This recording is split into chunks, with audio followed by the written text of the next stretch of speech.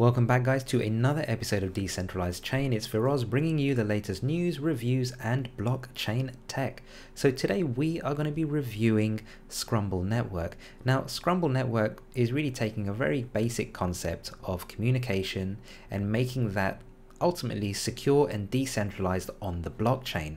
So the problem here is, as a broader view, is that current communication solutions are just not designed for the decentralized world. You take your Facebooks, your Telegrams, your WhatsApps, they're just not really made for the decentralized world at all when you think about it. And there are three high-level issues or problems with this. First of all, you've got security. Communication systems with centralized servers have always posed a data risk or challenge. At the end of the day, you see it in the media every day, given that there's a breach of personal or private data. Secondly, you've got privacy and data ownership issues. Platforms are just not private and they can be blocked or compromised. And then lastly, you've got global access. You've got marginalized communities seeking free discussion and trusted connections. And ultimately, that isn't really available if you think about it. So if we just start with security as a whole, what we have is the rise of a small number of big tech companies. And given that governments are using technology ultimately to watch citizens, many people now are of the belief that technology only centralizes power rather than decentralizes it.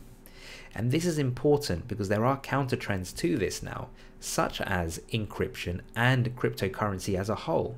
And ultimately what that's allowing us to do is taking that power back from centralized systems and putting it into our hands. Now, if we look at the privacy and data ownership issue, what we have here really is almost a $2 trillion spend on the cost of data breaches to reach globally by 2019. That's huge in terms of the amount of money that is being spent around in this space. In addition, some simple facts: 15.5 million Americans are subjected to financial fraud and theft of account info in the US. That is massive. And lastly, if you look at the global security spend, which is up almost 8% in this year, we're almost hitting $100 billion. So certainly there's a lot that needs to happen in this space to really make it more secure and ultimately to try and make a dent in this type of spending that we're seeing around the actual ownership and data space. And then lastly, we've got global access.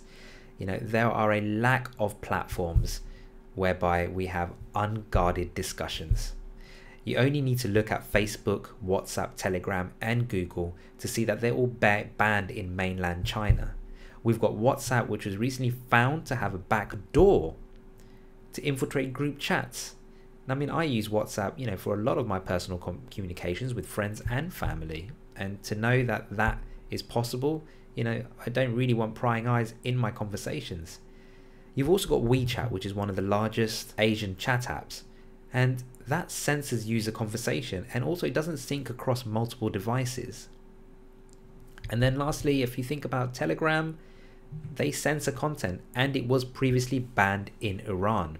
And then lastly, if we kind of hit back at Facebook and Google, they share user activity with advertisers. Yes, that's obviously how they make their money in terms of revenue, but you know, whatever you do, it is being shared.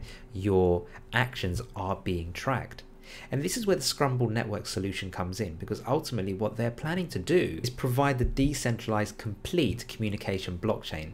So all authentication information is tied to their proprietary blockchain technology, giving us user privacy, data ownership, real-time voice and video. So let's dig a bit deeper and find out exactly how they plan to do that. Now, there are three components to the Skrumble Network. The first part of the component consists of the blockchain. So this is where we have the blockchain technology, and primarily it's been used for financial transactions. Now what they're planning to do is really use that to establish a secure and quick communications connection instead. Now this gives us three positives really. First of all, you get data ownership, user data and content privacy. It's all safeguarded. Secondly, you've got decentralized servers. So with no centralized server, the Skrumble network is virtually impenetrable to attacks and compromising of data. And then lastly, you've got secure and encryption. So idea being that all the encrypted keys for the conversation and file storage are on decentralized networks. Then as we move down, the next component is the application. Now this is really the decentralized social media communication platform, which is basically powered by the secure Skrumble Network blockchain. And really that is going to provide all the user privacy and data ownership all in one place. So firstly, it cannot be blocked. Because of the unique algorithm that they're using, it basically ensures that every conversation is different. Secondly, it's completely anonymous. So it uses pseudonym identification, so users basically can set their own usernames and communicate freely. And then lastly, it provides connection globally. So the idea here is that it's able to establish meaningful, secure connections with anyone from around the world. And then the last piece, and which I think is actually quite key, and I'm beginning to see a lot more blockchain projects in general do this, is providing the actual layer. Now this really allows developers to easily add Skrumble Network secure comms layer to enable applications with rich media stream capabilities, and that way you can enhance your overall platform experience. So the idea being is that you don't just need to use Skrumble's application. They have a layer which will allow external developers ultimately to be able to build on top of that and leverage Skrumble's network within their own applications. And ultimately from that point of view, you are getting security, privacy and global access out of the box. So now let's have a little look in terms of how these components actually work together in the real world. What we have in the diagram behind me is basically the Skrumble blockchain, the network, which really allows the peer-to-peer connections in order to happen. And from there you'll have users, and the users will basically have the public key. And here it basically allows each of them to be identified. So you know who user A is according to their pseudonym, you know who user B is according to their pseudonym. And when they actually want to engage in a conversation from the blockchain, the private key is then derived. And by taking that private key, they're able to then actually create a secure peer-to-peer connection between the two individuals. And that then allows that rich media stream to occur of video calling, phone calls and messaging. And this way no one else can really interrupt or peer in. It is just between those two individuals. So it's just secure between those two. And because it's derived from their public and their private keys, no one else is really able to interrupt that connection in any way. Nor are they able to hack it, nor are they able to block it. Because it's decentralized, these individuals don't have designated IP addresses where you would normally have with a centralized system or a service. Think of it as pretty much a string between the two individuals, and that's it. So this is really, in a nutshell, how the actual platform works. But more importantly, there's more to it than just communication. In fact, if you have a look at the white paper, we have a number of key features available within the actual platform itself. So as I already mentioned, it has messaging capabilities. It has audio calling capabilities. It has video calling, file transfer, group conferencing, screen sharing, user-controlled storage, screen notifications, pseudonym data encryption. It functions across most modern browsers, but more importantly, they have wallet for in-context transactions.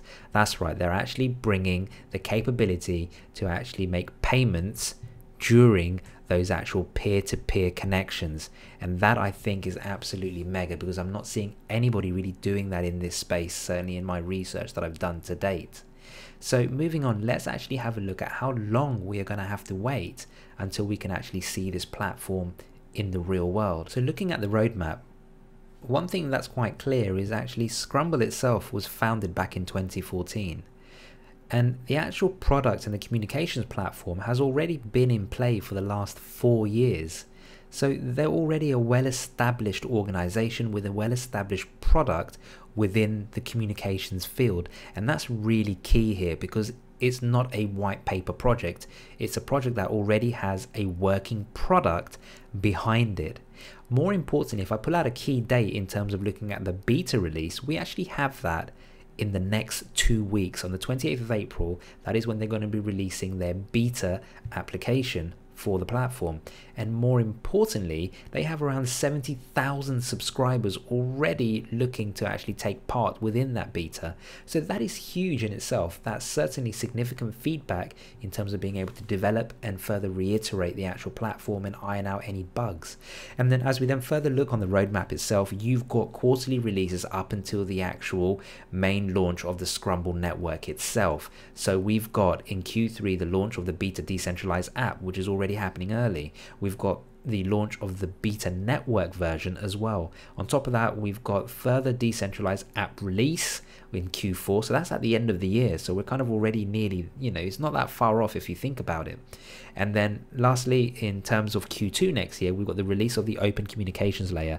Now this is key because I mentioned earlier, you know, the APIs are what really allow external organizations to leverage and utilize the actual technology that they're developing here.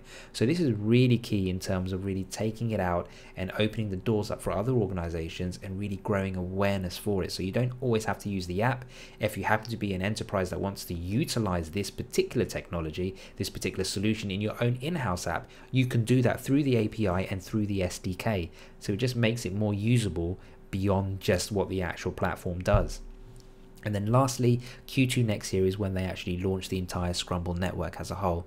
So I'm very bullish in terms of seeing what they're doing. I certainly like that they already have a working product and that the beta is only round the corner. So looking at the core team, if we just focus on the founders and the lead developers, between them they have enough experience in terms of managing and running previous companies. You know, certainly at CXO level, lead developer has well more than a decade's worth of full stack developer experience. And more importantly, when we look at Eric within the actual team as well, who is the VP for marketing and strategy, as well as being one of the co-founders, what we see here is significant experience within the marketing side as well as holding an MBA. Now this is really important because, you know, one of the ways for ICOs to succeed is to have a strong marketing presence. No matter which project you take, you need to have a good amount of marketing behind that. And then when we look at the rest of the team, they have the full breadth that they need. They've got product managers, they've got UX managers, they've got community managers. They're covering all angles. And I don't see why they wouldn't be, because as they have already been an existing company of 4 years within the telecom space, within the communication space, they already have that setup of what they need in order for an organization to move forward with a vision, with a product and develop. Likewise, they have a strong number of developers with full stack experience on their team, and really it's a kind of testament because they're already going to be having a beta launch coming up within under 2 weeks, as well as having a testnet internally in-house. They've clearly got the blockchain experience in order to do that. Now, as we move further down in the team and start looking at the actual advisors list, this is where it gets absolutely all-star in my opinion. You've got Anthony over here, who is one of the co-founders of ETHEREUM. Equally, he's also the CEO of Jax as well as Decentral. Now, moving on, we also have Jeff Pulver. If you don't know who Jeff Pulver is, he is the co-founder of Vonage. Vonage is one of the largest voice over IP communication platforms out there. So they already have that core blockchain strategic experience behind them. They have that core communications strategy advisor behind them as well. In addition, they also have the CTO from AION, so they're going to be also doing some cross blockchain work in terms of leveraging other blockchains and actually using that peer-to-peer communication payment across blockchains as well. So they've got those individuals in board. As we go down, we've also got Radanu, who's also a PhD within blockchain, within cryptocurrency, as well as we've got the foundation development from Fusion as well included. So, you know, as far as I can see, we have a very strong all-star advisor list. As we then move further down, if we look at the early investors, the angel investors, the supporters, we've got once again the founder and CEO from AION Network. We've got founders from various VCs as well as angel investors in here. So they certainly have confidence backing them in order to be able to push and grow the business forward. So I certainly like the look of that. And if we move further down, we also have a whole list of strategic partnerships across a number of different areas. So overall, in my opinion, they have an A-class team. They have an all-star partnership all-star advisors as well helping them. So, you know, I have complete confidence that the team can deliver what they're going to deliver. And equally, because the beta launch is literally under 2 weeks away, they're already there in my eyes. So I certainly like the look of that. What we have here is they have a hard cap of 20,000 Ethereum that they're looking to raise. So if we kind of translate that down, that's roughly somewhere just over $10 million, which puts the price of one SKM token at 3 cents. So in terms of how we derive to that price, the token generation event will have 1.5 billion tokens. In terms of looking at the distribution for it, we've got around 26%, so about 390 million tokens that will be released for the crowd sale and the private sale. Now, what I do know is that for the private sale, the actual coins will be released in tranches. So it will be a third within the first 30 days, the next third will be within in the next 60 days, and then the final installment will be in 90 days. So you've got a 3-month period before all the actual tokens are released from the private sale. And this is quite key because it really does help regulate the actual price of the token when it hits exchanges, because usually if you have a private sale and there's no lockup, you do tend to see this dumping effect where people are looking to recoup their initial investment, and sometimes it does have a negative impact on the price temporarily for at least the first few weeks or even months.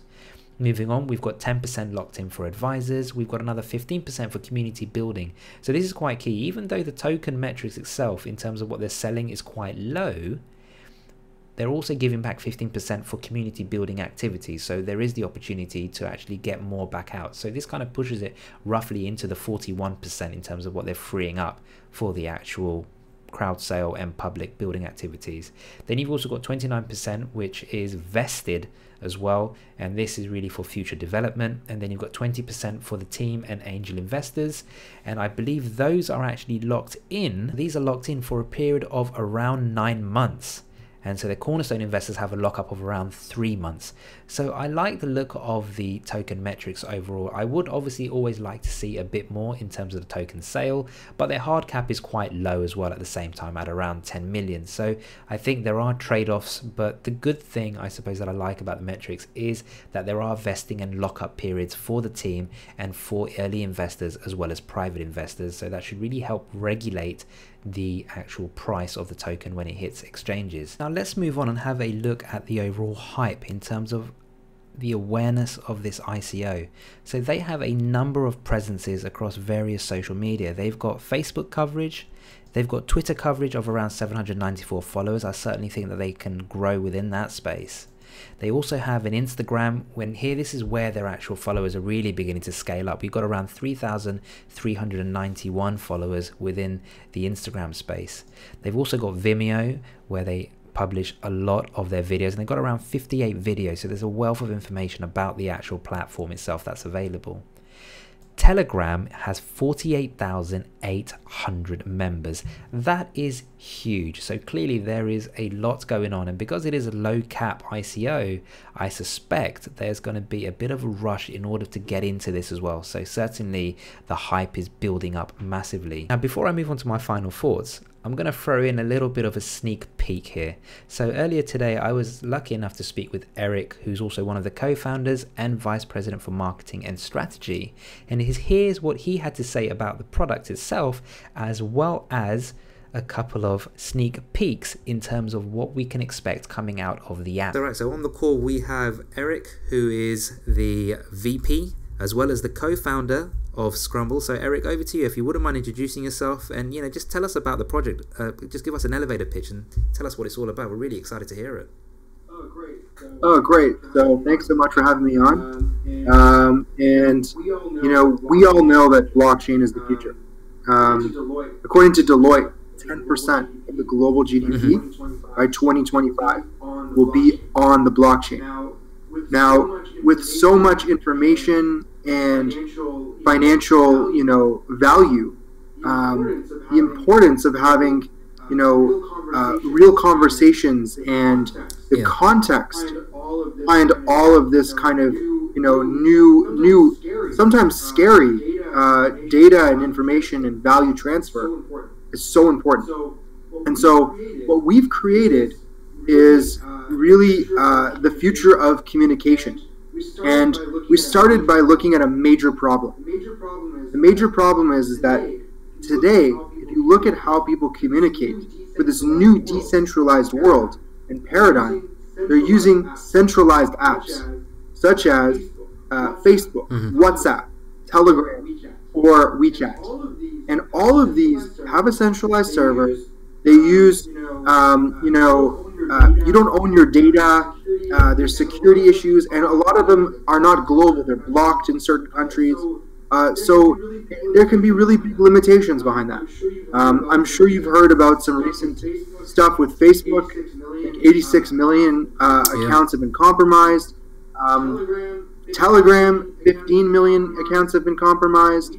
WeChat is censored, and when we talk to our community members in China, they say "wo shaswala," which means "I'm scared," because when you talk about things like ICO or cryptocurrency, you never know if you're going to say something and the regulation is going to change, and you could be in big trouble for something you did last year.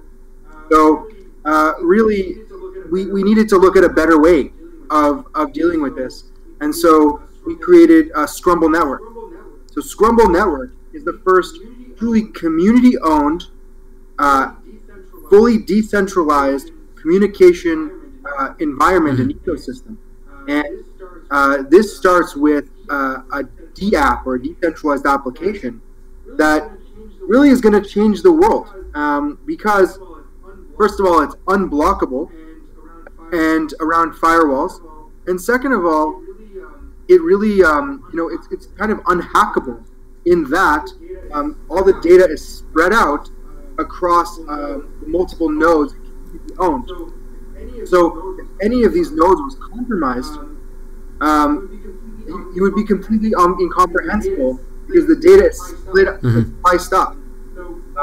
So in addition, you get a real-time voice, video, message, file sharing, and in-app cryptocurrency payment using different wallets. And so all of this is really a unique and novel approach where everything is in one place. In addition, we have our own communication-centric blockchain built upon, and that is enabled through a unique kind of consensus, CVFT consensus algorithm, where you're able to have a very fast connection time and have all the authentication on the blockchain. So identity management and authentication is through the blockchain. And what that means is that if I want to talk to you first, then that means you and I have authentication of our secret keys. And it creates a secret identity, a secret key where only you and I have access to it. There is no centralized server. It's truly peer-to-peer, you and me. And what that means is that, there's no middle person. You and I have full control of what we want to do with that data. We have a utility token where certain things can be unlocked or done through that. But otherwise, it's a premium application.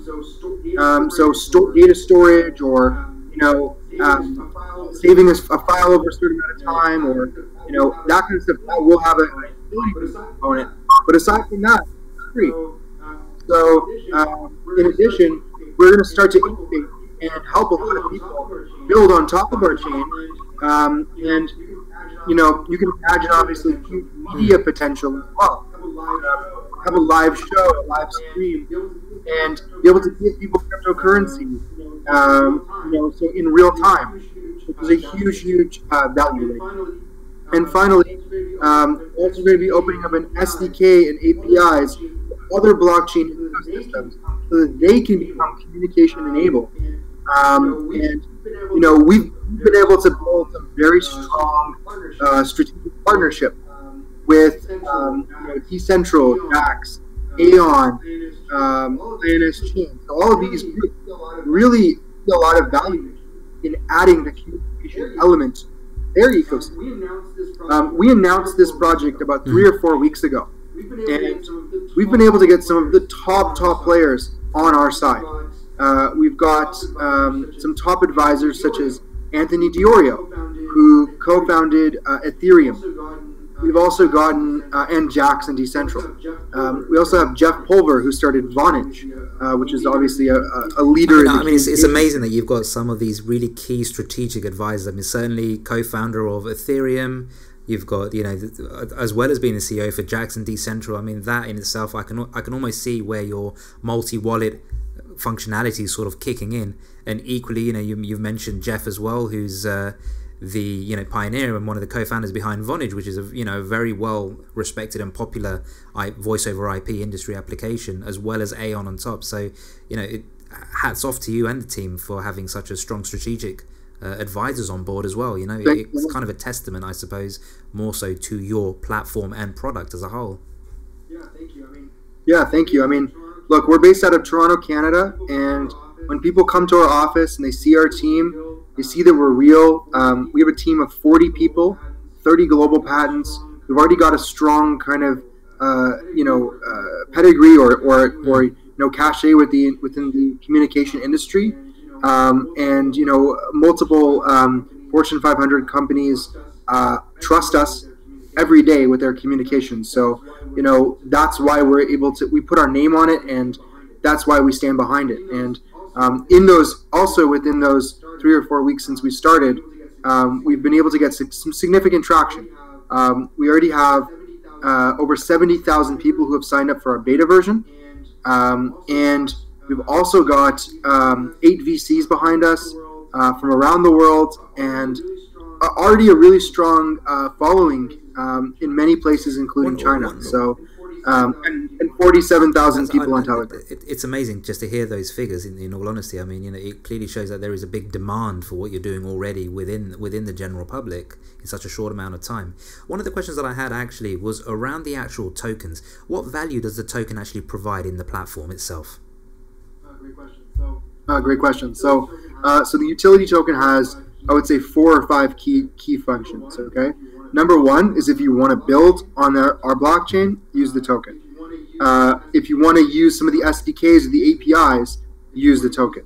If you want to use the D app and you have, you know, the freemium experience like I mentioned, but you want to send a file over a certain size, or you want to store a file over a certain amount of size, or you want to access some of the live and exclusive events that will be held in it as well, you're going to need to use the token.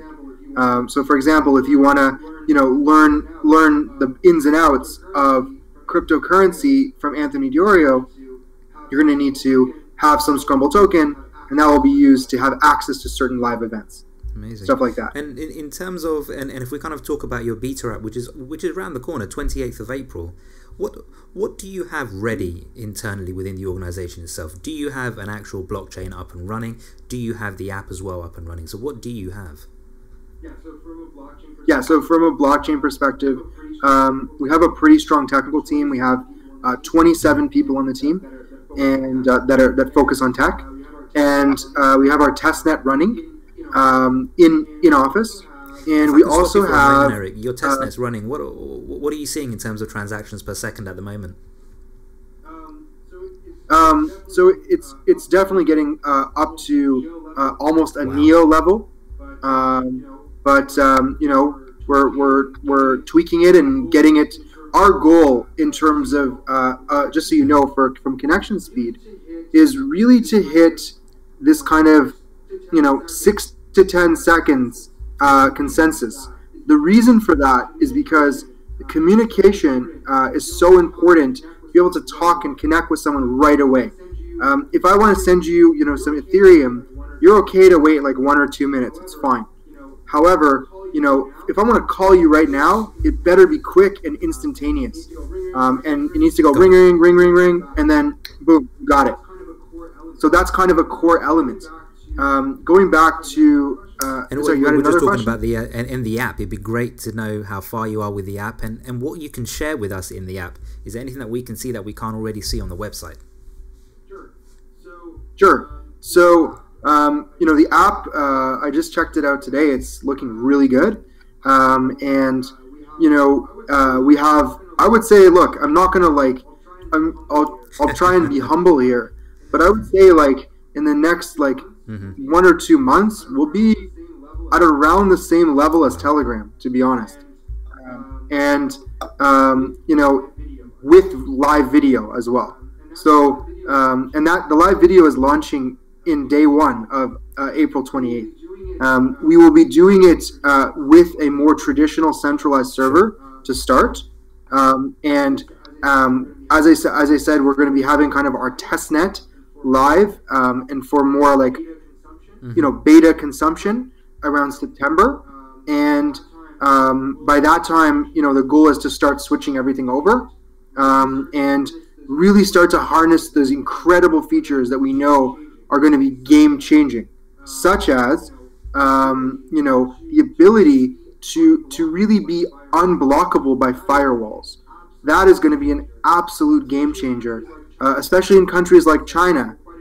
So we're quite excited about that, and really bringing it over to the whole community-oriented storage, you know, system.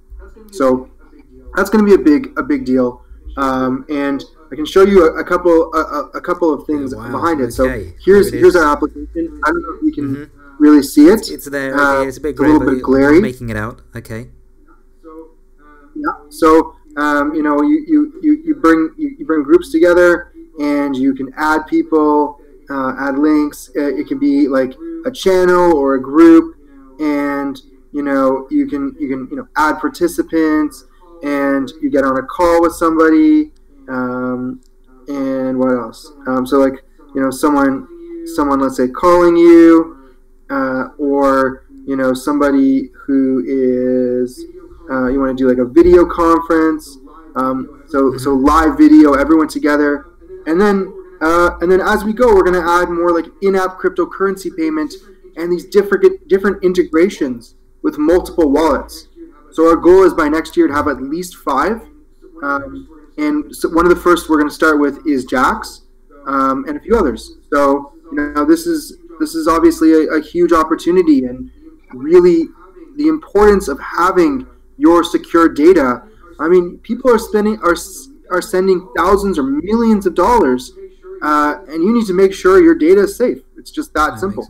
Well, thank you. I mean, it's really good to see the progress. It's also good to get a sneak peek, which others aren't able to see yet. And certainly for the viewers, I mean, I think I would love to follow up with you closer to when the beta's ready, and we can certainly showcase some of that great work you've been doing. But you know, I like what I've been hearing today, and certainly the review that I've been going through has been touching on various topics, and it's good for you to kind of highlight those areas out to me. So you know, thank you, Eric. I really appreciate the time that you've taken to kind of take us through this, and you know, it would be great if we could have a follow-up later on, when we're close to beta, just to kind of test that out and you know, really see the actual proof in the pudding. So I hope you enjoyed the sneak peek that Eric has sort of taken you through in terms of what we can expect coming out of the beta app on the 28th of April. Now, in terms of my final thoughts, I've given the project a 4 because there are a number of competitors in the space, but what these guys are doing does have an advantage. And when we look at the actual competitors, what we can see here is a number. So if you look at Telegram, for example, Telegram doesn't really compete at all on any of those levels when it comes to actually decentralized networks. What Telegram can do here in this space is obviously provide large data transfer files. If we look at Mainframe, which is obviously one of the key ICOs at the moment, certainly within this space, Mainframe is similar to Skrumble, but where it doesn't provide is the real-time voice and video features, plus the support of multiple wallets. Now, this is why we have the CEO of Jax on board as a strategic advisor. I have a very strong feeling that something will happen within that space which will allow them to actually provide that multi-wallet capability. And that's key, because we are talking about cryptocurrencies here at the end of the day. We are talking about cryptography, we are talking about decentralization, and being able to bring that all in one place is certainly going to be beneficial. Now, looking at bchat, once again, the only place bchat really comes into any contest here is real-time voice and video, whereas it's not fully decentralized, it can be blocked. So and largely it kind of deals with large data transfers. And then lastly, we've got status, and so within status, once again, it kind of matches being fully decentralized, and yes, it cannot be blocked, but ultimately it fails on the last 3 points around providing wallet support, real-time video and audio, as well as large data transfers. When we have a look at it, it certainly is ahead of the competition, so I certainly like the look of that. Now, as we then move back into the prototype, I've given it a 5. These guys are going to have their beta app ready in under 2 weeks. They already have the test network up and running internally in terms of conversations that I've had with Eric, so I've certainly got confidence that they're going to be able to deliver what they've got on their white paper and what they already have as a product. In terms of team, once again, I've given that a 4, and that's purely because they've already got a testnet running. They already have a product out and about, so I certainly like the look of that. Advisors and partners, I've given it a 5. By far, they've got some killer advisors and partners on the actual team. Co-founders of ETHEREUM, CEO of Jack, founder of Vonage, as well as a number of VC and angel investors that are really going to be opening the doors for all of them. In terms of token metrics, I've given it a 4. Purely because I understand that some people may not be happy that the actual token supply or the percentage being sold is quite low. But if you have a look at it, the team is only really keeping a quarter for themselves. And there is roughly, I'd say, about 42% of the tokens that are really coming back to the crowd, whether it's in the form of community or crowd sale. It is still not being held by the team, and then the remainder is obviously vested, as well as a portion being left behind for the foundation. But either way, I've given it a 4 because I like the way that they're going with this. I like the hard cap, I like the price of the actual tokens themselves, and certainly I like the fact that all of these tokens are locked up for private and angel investors. In terms of hype, I've given it a 4. They have a number of presence over across a number of different social media. They have a number of videos in Vimeo. They have 45,000 members within their Telegram group. So, you know, that is huge in itself. So I hope you've enjoyed this review and it's given you enough research to kind of give you an idea of what the project's about. More importantly, we've had Eric within the actual video today as well to kind of give you a sneak peek in terms of what's to come and really his view in terms of where the vision is going, and I quite like that, and maybe it's something I'm going to try and incorporate more in my reviews going forward if I can certainly get the FaceTime with founders of an ICO. Now guys, as usual, please share, subscribe and smash that like button if you've enjoyed the video. Equally, if you haven't, please leave a comment and let me know what I could have done to improve it. See you on the next episode.